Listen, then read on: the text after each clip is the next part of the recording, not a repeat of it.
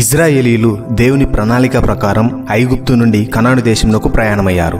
వీరు మొదటగా క్రీస్తు పూర్వం 1447లో రామసేసు నుండి సుక్కోతుకు వచ్చారు. అక్కడ నుండి పీహాహిరోతుకు వచ్చారు. అక్కడ ఎర్ర సముద్రము దాటి ఏతాము అరణ్యంలోనికి వస్తారు. 3 దినముల ప్రయాణము తర్వాత మారాను చేరుకుంటారు. అక్కడి నుండి ఏలీము గుండా సీను అరణ్యమునకు, తరువాత సీనాయి అరణ్యమునకు వస్తారు. అక్కడ దేవుడు 10 ఆజ్ఞలను ఇస్తారు. ఐగుప్తు నుండి సీనాయికి 3 నెలల సమయం పట్టింది.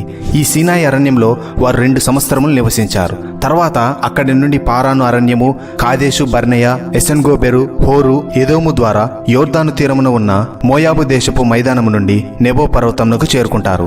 సీనాయి నుండి ఇక్కడికి రావటానికి 38 సంవత్సరముల సమయం పట్టింది. ఇక్కడి నుండి యోర్దాను చీలటం ద్వారా కనాను దేశంలో అడుగు పెడతారు. అలా దాదాపు 40 సంవత్సరముల ప్రయాణం చేసి వాగ్దాన దేశంలో అడుగు పెట్టారు.